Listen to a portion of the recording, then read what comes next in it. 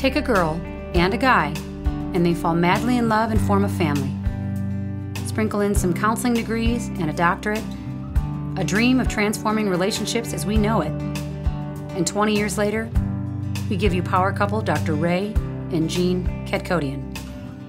And this is their podcast, Couples Synergy. Welcome back to another episode of Couples Synergy with Dr. Ray and Jean. Hi, I'm Dr. Ray. And I'm Jean. And this is our podcast about love, marriage, and relationships. Be sure to check us out online at couplesynergy.com or on Facebook, YouTube, and Instagram at Couple Synergy. And please subscribe to our podcast, leave us a review, or send us any suggestions on topics you'd like to hear more about. And now on to Couple Synergy, an in-depth look at love, marriage, and relationships, where we bring you our experience helping thousands of couples transform their relationships for over 25 years. You know, everyone says you should work on your relationship. They do. But nobody teaches us how. They don't. So we've created this podcast to teach people what they can do to create the relationship they've always dreamed of. With the partner they fell in love with. On today's episode, we are talking about attachment, and we are using our puppies as an example. Yes, Where's I yours? said puppies. So a little Jasper. shout out to Jethro Tull, who was a American singer. American? No, he was Yeah. American. And he Rock had and a roll song called Thick as a Brick. And this guy is thick as a brick. So his name is Jethro. Right? This is Jethro. He is. He is. And we got him yesterday. Yeah. This kind of dovetails with what we're talking about today, because we got him yesterday to kind of be of a support to our other puppy, Jasper. Which, are you going to join us? Come on, Jasper. Come here. Come on. Come up on your bar stool. Or don't. You got to pick him up. I can't hold Come on over here. This guy's thick as a brick. I know it's thick as a brick. Come here. Come here. Jasper's thin and... Ooh. So this is... There we go. Okay. There we is- go. This is lanky Jasper here. There he is. And, we got him. He's now 5 months old. And from the same litter is his brother, Jethro. So Jasper was the firstborn and Jethro was the secondborn. Yes. Yes. You want to get down? Yes. Okay. Oh, you just want to lay down. Okay. So Good. originally we got Jasper.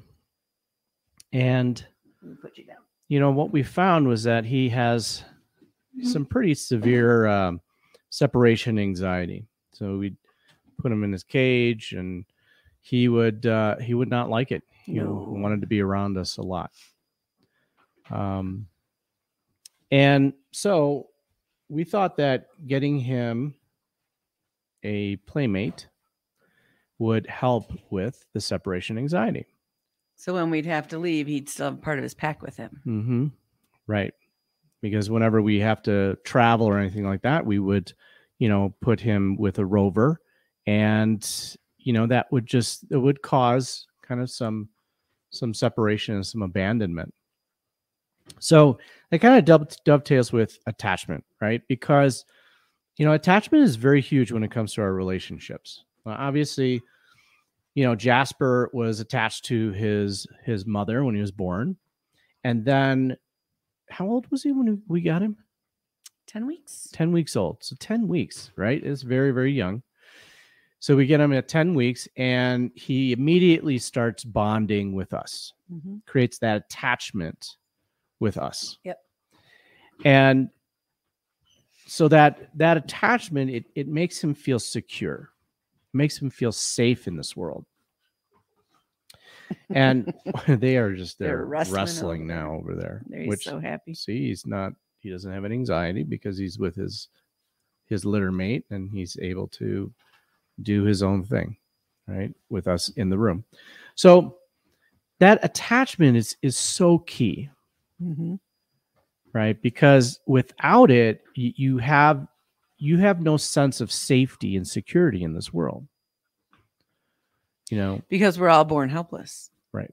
And we all need someone that we can hopefully count on to feed us and take care of us until we're able to do that for ourselves. And specifically for the type of breed that these guys are, they are bred to hunt in teams. So they don't do well by themselves. Horses don't do well alone. So dogs are pack animals. Right. So there's some dogs that are more aloof and easier to be alone and that kind of stuff. But this particular breed is difficult. Which this breed is called a Jacoby, a Jack Russell Terrier with a beagle. And they are just wrestling right now. You might hear them on the podcast kind of regularly. Our neighbor told us that at this point we should just have the puppies just be part of the podcast and let it be our shtick. Especially if you hear squeaking.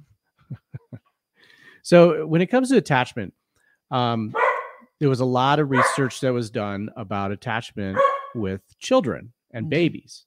And, Mary Ainsworth was part of it. So was Bowlby. And they did the majority of research on attachment and how significant it is when it comes to the bonding between a parent and a child. Now, there has been in the recent years, this connection that is being made and talked about as far as how our attachment, our early attachment, impacts our future relationships, specifically our committed partnership. And it is absolutely huge. Yeah. When we are meeting with a couple, that is what we are focusing on. We are focusing on, their prior attachment, what they were taught. And now how is it playing out with their partner and their partner's attachment style? So let's talk about the 4 types of attachment that they have discovered. So the first one, which I personally don't think anyone has, because we live in a world that we're not going to survive. So none of us can really feel that secure all the time. But the first one is secure attachment. Secure attachment is when a child believes, the baby, that when they have a need, there is going to be a parent that comes and meets that need. And they can count on that and they trust that. But, we all have human parents, and the way it works, we're used to getting, 7-8 hours of sleep, but then we get a baby who needs something every 2 hours. So, at some point when they're a couple weeks old, that parent, when that child cries out, that parent is probably going to be in a deep sleep and not hear them maybe for 15-20 minutes.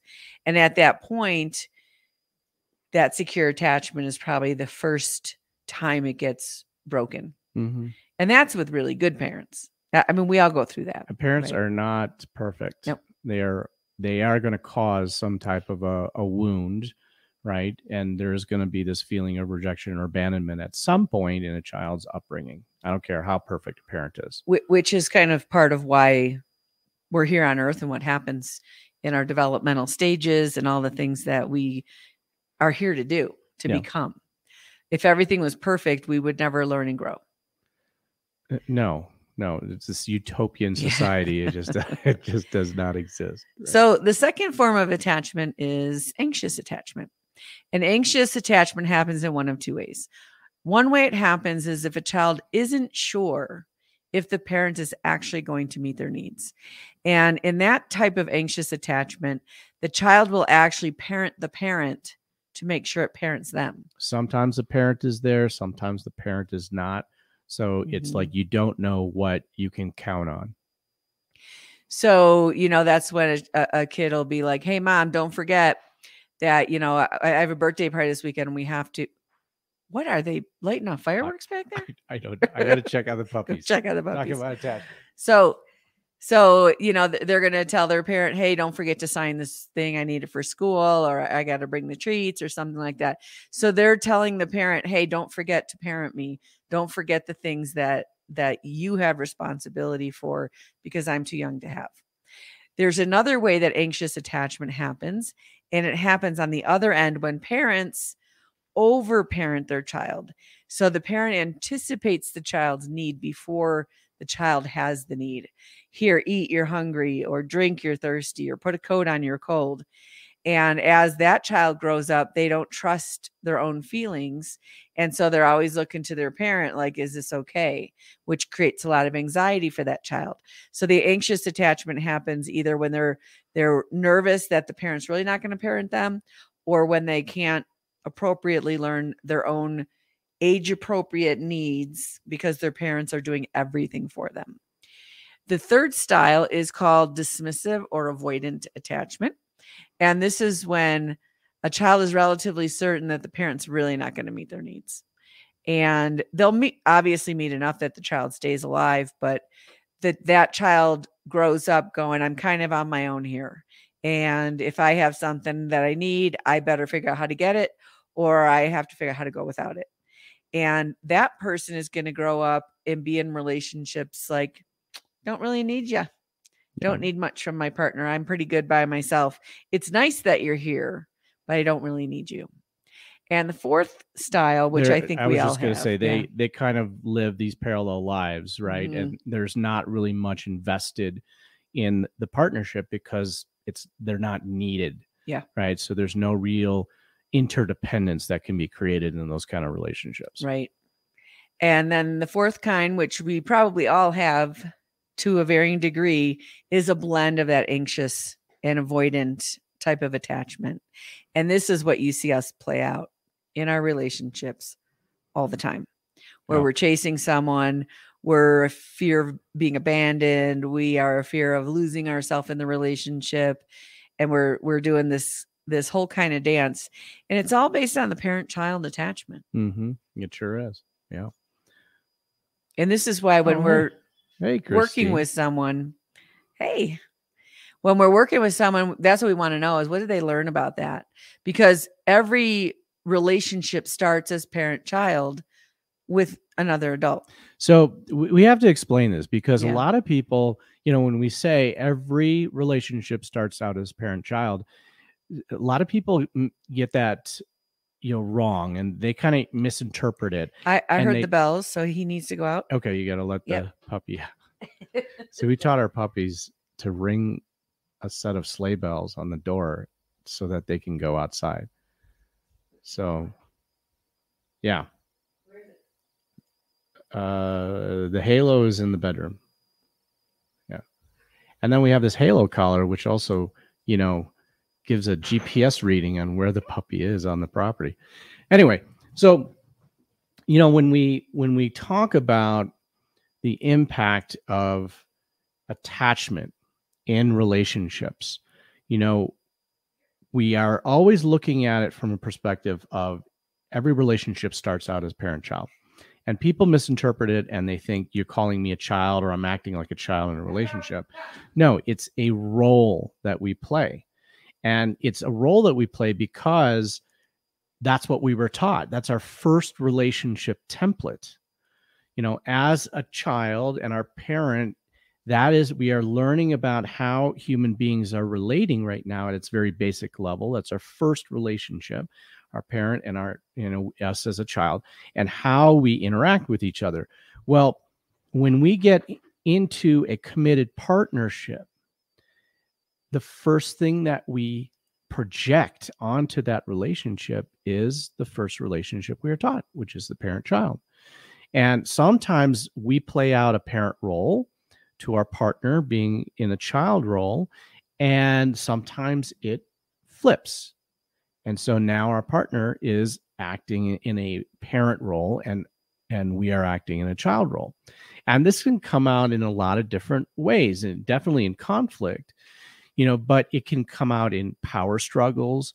It could come out in the imbalance of tasks and imbalance of communication. There's just a lot of different ways it plays out. And most often the couples get stuck in looking at the conflict and they don't understand, this dynamic that is occurring and how attachment has a huge role in that. Right. And the styles in which we do that. I was just going to say something to Christine, who, she has a message. If you're listening to this podcast, we're doing it Facebook Live, which is why we're interacting with Christine. And YouTube Live. And her message says, I miss you guys. Mm. And what she's saying is all about attachment, right? Because when you work with someone in the capacity that we work with someone, our goal is to bond with you. Our goal is to be a safe person for you to come and play out some of this attachment stuff so that you can grow beyond those childhood wounds that we get because of attachment, which is why we say we get wounded through relationship and we heal through relationship. Right. You're not stuck. No. You know, just because that was the attachment style that was demonstrated to you from your caregivers, it doesn't mean that you are destined to play that out with your partner forever. Right. Right. The goal of every relationship is to learn about the interaction that you have been taught and to evolve and grow out of it and beyond it. And this is why we miss each other. We miss people because everyone that we form a bond with, we will have that bond for the rest of our lives. It never erodes. And the more energy we put towards it, the stronger it becomes. The more energy we put towards it, the more potentially painful it can become, which is why our primary partner is the one who's potentially going to hurt us the most and heal us the most. And those two brothers, you should have seen them in the car yesterday when we were driving back. 15 hours we drove one way to go get this guy. And he's got his arm around his brother. Right. And they hadn't seen each other in 3 months. And the bond is already there and still there. And not being bonded with people in this world is the most painful situation a human being can be in. And when you see really isolated people, I remember having people I was working with, it was so heartbreaking because they would say, I have no one to write down in my emergency contact box on my form. Yeah, that is so sad. Yeah. And, you know, those people are facing this world all alone and it's quite painful. So we need each other. We need our friendships, which is one form of bond. And sometimes our friendships can replace unhealthy bonds in our family. So, you know, we had that one client that was, she was actually raised in the Philippines where they have nannies there and then they put their children in boarding schools. Right. And so her peers, her friends were closer to her than her actual family. And it's interesting how that plays out. Yeah. You know, I just want to say that the bonds, right, that we create with people, they are designed for us to learn about ourselves and as a reflection, learn how to grow and to evolve within ourselves, but then also to grow and evolve within the relationship as well.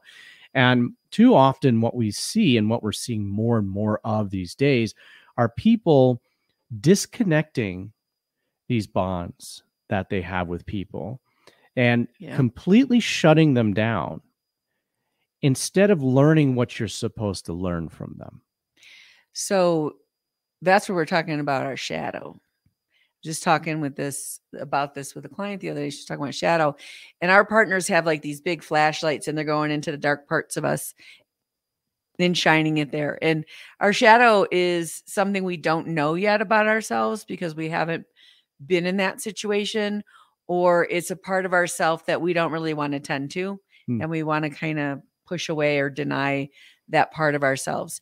And so our partners are that reflection that will put that spotlight exactly where it really is going to be uncomfortable for us. Yeah.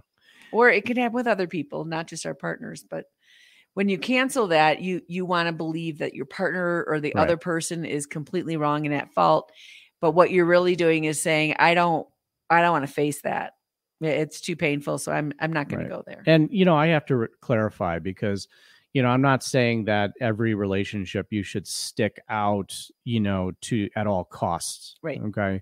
What I'm saying is that people are so quick to reject other people or to cut people off instead of pushing through something that is there for growth. Right. For growth and understanding, growth within yourself, but then also growth within the relationship as well. It really is a great opportunity for growth.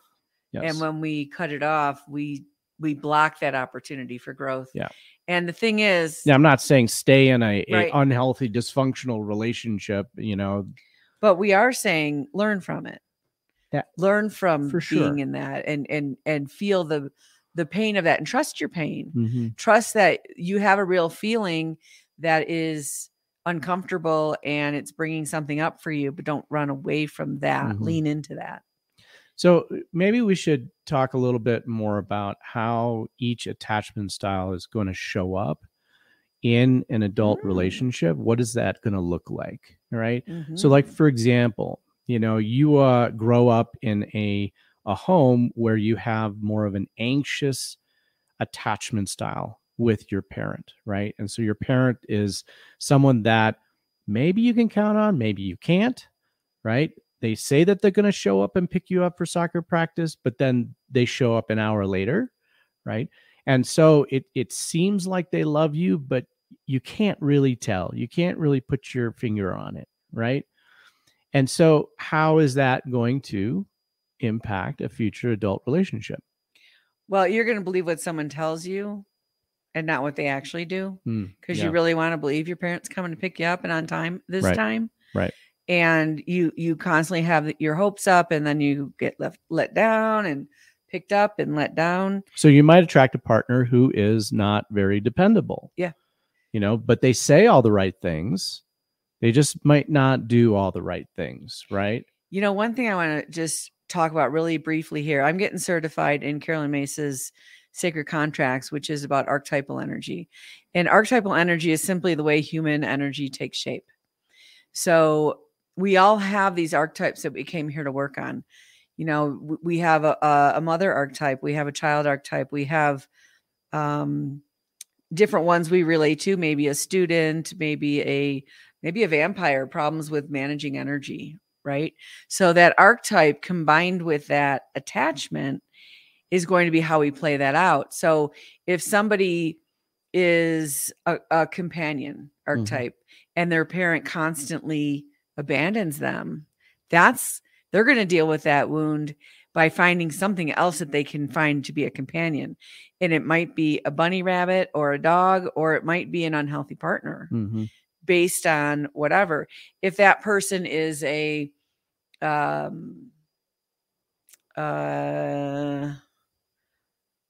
what's a really solo one, like a virgin? A virgin is someone who's complete unto themselves. Maybe they'll go, well, I don't really need you anyways. And so I'm good. I'm going to make sure my friend's mom is driving me home because I can't really count on you. And I'm going to manage the world in a different way. And they might just kind of date here and there, but not really have any type of committed relationship, committed partnership. Right. Or if they do, they won't have it as a very big priority in their life. Yeah. And so they'll be the ones showing up, not really caring and not really understanding why it feels bad for the other person. Right. Because however their makeup is energetically, it wasn't part of whatever they're working on. So, I think about the dismissive attachment style, and I can see different kind of manifestations, in a person's relationship if you are brought up by a parent who's dismissive, meaning that they reject you all the time, right? You definitely can't count on them, because if you went and tried to, they would criticize you or they would judge you. And so you kind of have to go into the corner and protect yourself and kind of live your life by yourself, right? So either I see that people can either attract someone into their life who is just as dismissive, right? And they are going to constantly be trying to get that person's validation and approval. It's like you want another chance at trying to get that approval. And so you'll either be a people pleaser and you are looking for someone, just to get a little morsel of some type of approval from them or acceptance, or you're going to become a dismissive person yourself. And, we're talking pretty black and white here, but it actually is so much more complicated, because if somebody was 100% dismissive, you wouldn't be in a relationship with them. But they do feed you the kernel every now and then. They do pick you up and before they drop you off. Yeah. And so that's where it gets really confusing. And as children, our first go-to is to blame ourselves. Our first go-to is to say, what is it about me that my parent doesn't want to parent me? I better become a better kid. Mm-hmm.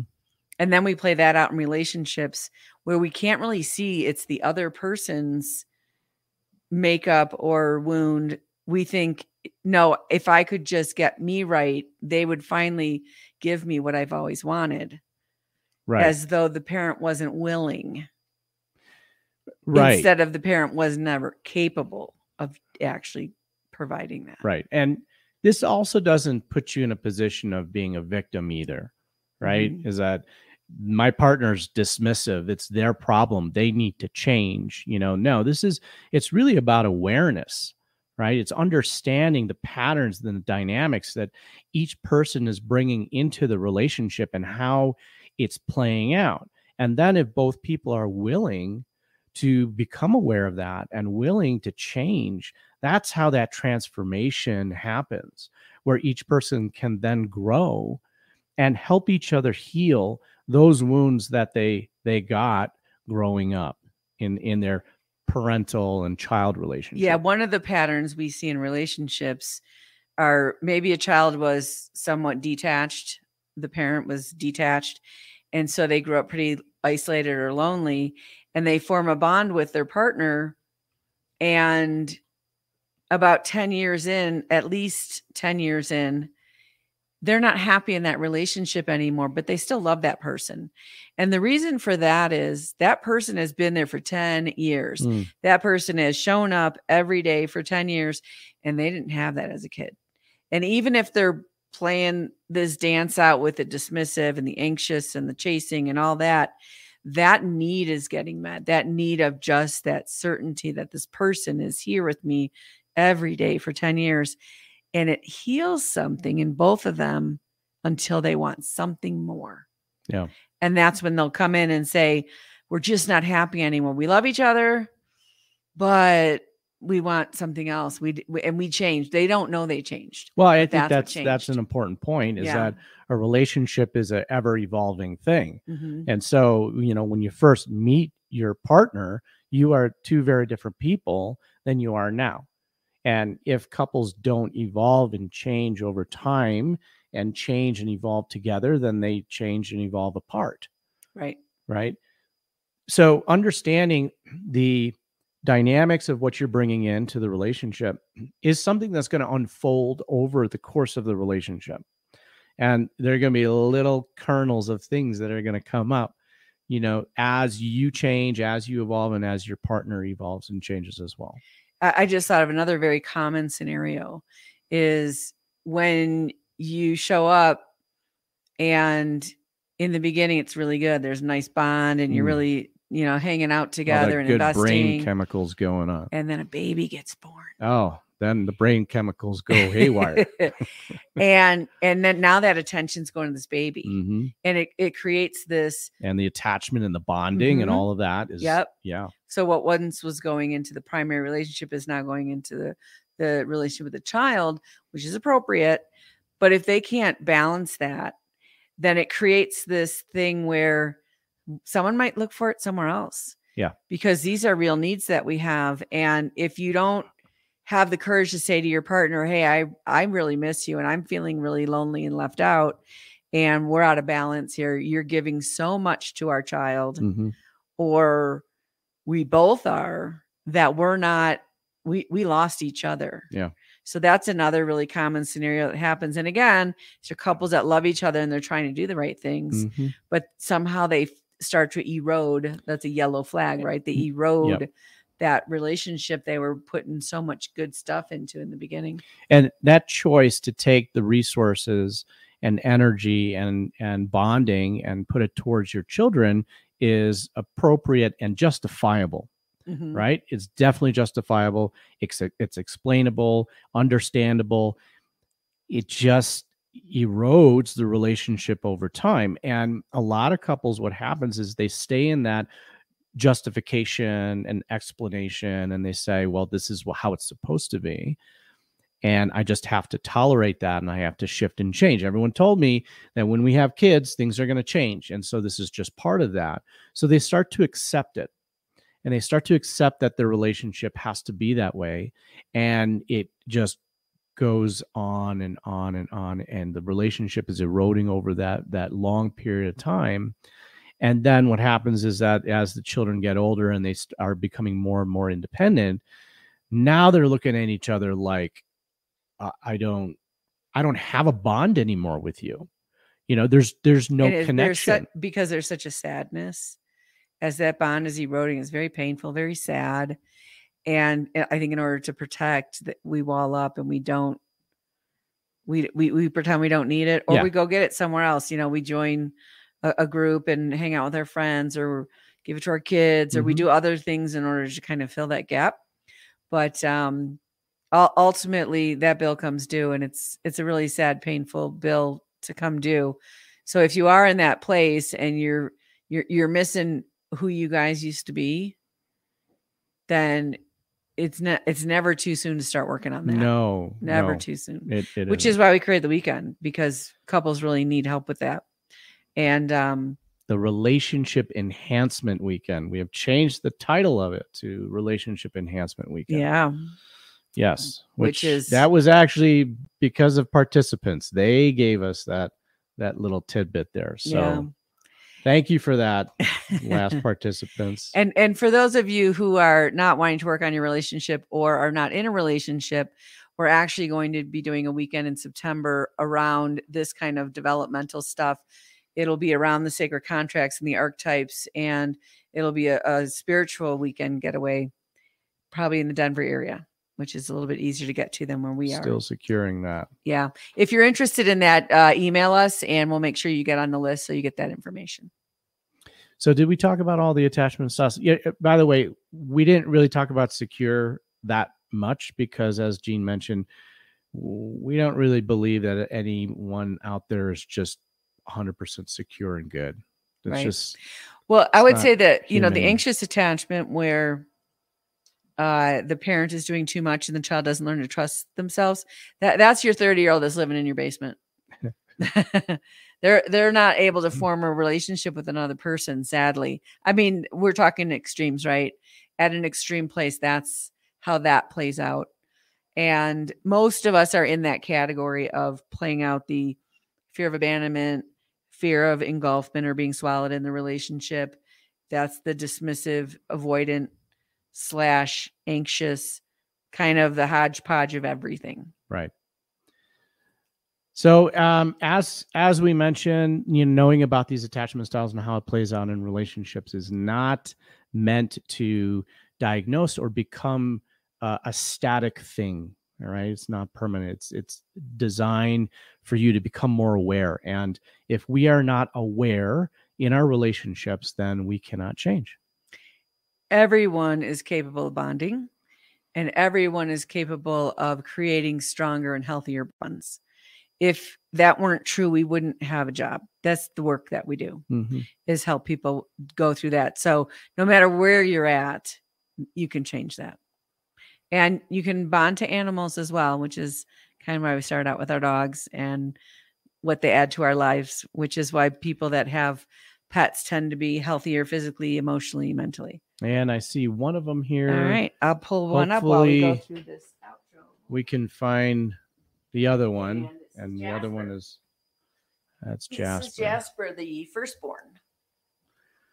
The one that's not as thick as a brick. So we want to thank you for joining us today on Couple Synergy. Our passion is in helping couples and people have happy and healthy relationships. And this podcast gives us a fun way of bringing our knowledge and expertise to you, our listeners. For all of you listening, please let us know how you enjoyed the show. If you have any questions, comments, or topic suggestions, please email us at contact@couplesynergy.com. For more information about Couple Synergy and our programs such as Relationship 101, the home study course, the Couples Relationship Enhancement Weekend, and our premier coaching program called Couple to Couple, look us up online at couplesynergy.com. And if you've been listening to this podcast and you'd like to see the video with the pups, where do they go to see that? Facebook, YouTube? It's either one broadcasting live right now on Facebook. Right, but if they are listening to this later, Facebook, YouTube, and LinkedIn. That's where it is at Couple Synergy. And if you know someone who could benefit from this episode, please download it and share it. And thank you for listening. Until next time, synergize your life and synergize your love. You have been listening to Couple Synergy with Dr. Ray and Jean Ketkodian. Couple Synergy was recorded, edited, and produced by Dr. Ray and Jean Ketkodian.